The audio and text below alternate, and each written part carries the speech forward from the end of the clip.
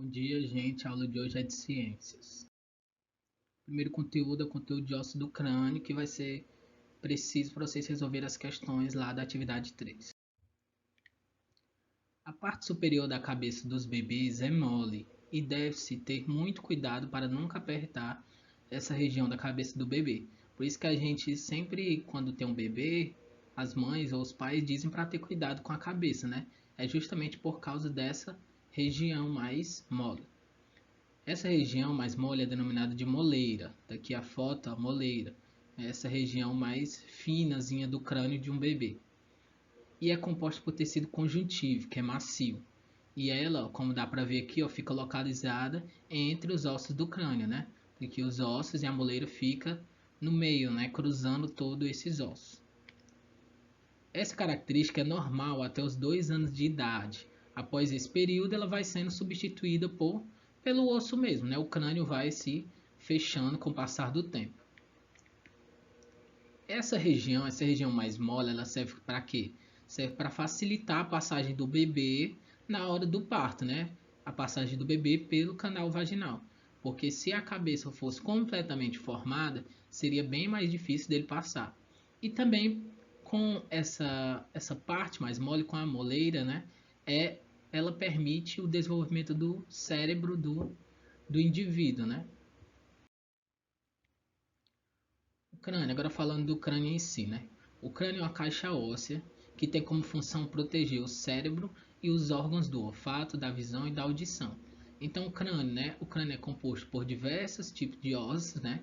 Como a gente vê aqui, faz parte do sistema esquelético e ele serve para proteger principalmente o cérebro, que vai ficar nessa região aqui, mas também os órgãos dos sentidos, né?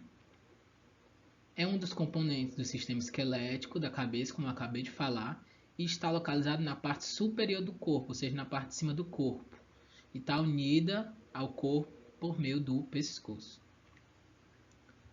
O crânio ainda atua no processo da mastigação, a partir da atuação do maxilar, da mandíbula e dos dentes.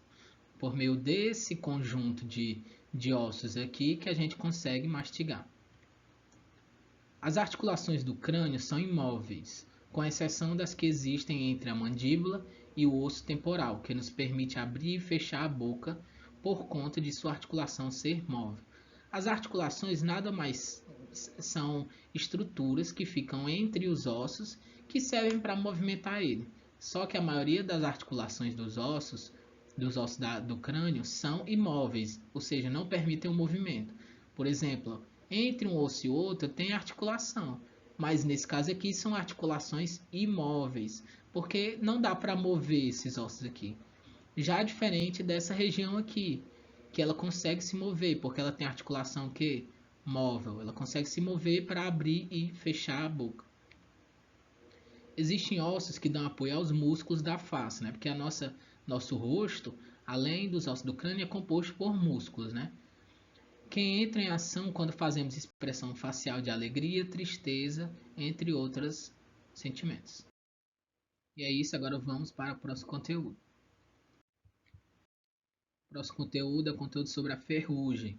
Conteúdo para vocês realizarem as questões da atividade 4. A ferrugem é um processo de oxidação do metal, mais especificamente do metal ferro, né? Oxidação lembra oxigênio, que também está envolvido nesse processo, como a gente vai ver agora.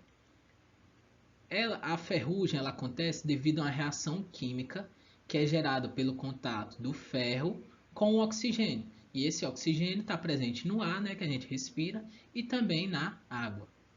O oxigênio ele penetra no ferro e começa a comprometer a resistência do metal, que é o processo chamado de oxidação.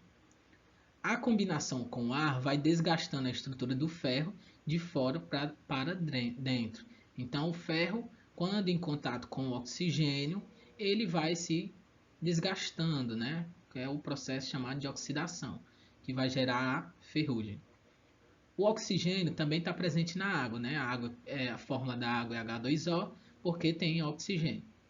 E a água com o ferro acelera esse processo de oxidação, de desgastação. O ferro oxidado é chamado de ferrugem e assume uma coloração alaranjada, né? Ó, como a gente pode ver aqui nesse cadeado e nessas correntes. O ferro fica alaranjado. E começa a se esfarelar até a degradação total. Quando a gente pega uma coisa que está enferrujada, a gente vê que ela vai soltando aos poucos, né? Soltando aos poucos partículas, né? As partículas de ferro, né? Que não presta mais porque foi enferrujado.